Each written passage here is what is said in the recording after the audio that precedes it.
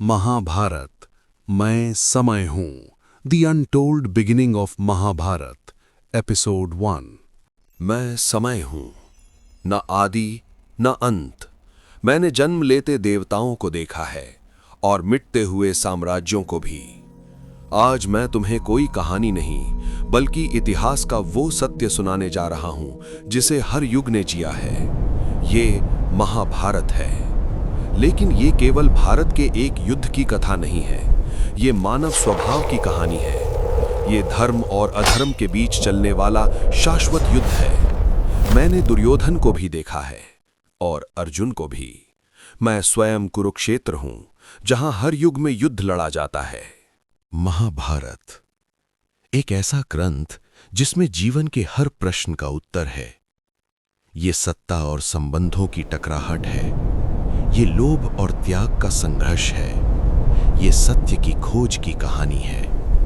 हर युग में मनुष्य अपने निजी कुरुक्षेत्र में खड़ा होता है और यही कारण है कि ये युद्ध आज। ये कहानी उस दिन शुरू नहीं हुई थी जब श्री कृष्ण ने गीता सुनाई। ये उससे बहुत पहले शुरू हुई थी, जब राजा दुष्यंत और शकुंतला के पुत्र राजा भरत अपनी विजय यात्रा से हस्तिनापुर लौटे। विजयी सम्राट की जय हो। भरत ने भारतवर्ष की सीमाएं हिमालय से समुद्र तक फैलाईं, लेकिन उनकी सबसे बड़ी विजय भूमि नहीं थी।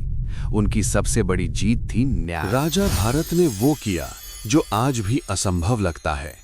उन्होंने कहा, राजा जन्म से नहीं योग्यता से बनता है। उनके 9 पुत्र थे, लेकिन उन्होंने किसी को उत्तराधिकारी नहीं बनाया।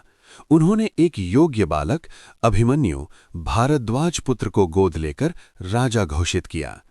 ये था भारत का पहला लोकतांत्रिक निर्णय, लेकिन यहीं से एक नई समस्या ने जन्म लिया।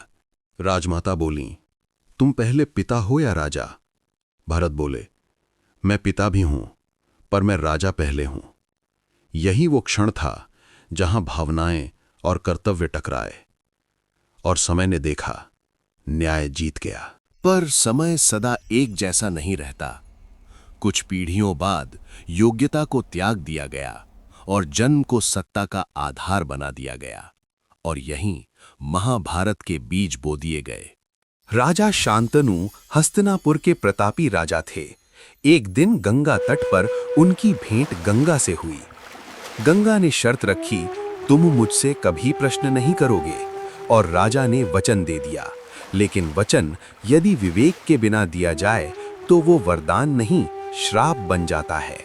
गंगा ने एक एक कर राजा के पुत्रों को नदी में प्रवाहित कर दिया। राजा मौन रहा, क्योंकि वो वचन से बंधा था। एक पिता तड़पता रहा और एक राजा असहाय बन गया। यही था एक गलत वचन का परिणाम। महाभारत हमें ये सिखाती है, हर वचन धर्म नहीं होता, हर प्रेम न्याय नहीं होता, और हर मौन अहिंसा नहीं होता। आज भी हर मनुष्य अपने कुरुक्षेत्र में खड़ा है, और जब तक मैं हूं समय, ये युद्ध चलता रहेगा। यदि ये कथा आपको सोचने पर मजबूर करे तो समझिए, महाभारत आज भी जीवित है। Please subscribe my YouTube channel and like करें वीडियो फॉर मोर वीडियोज। जय धर्म, जय सत्य।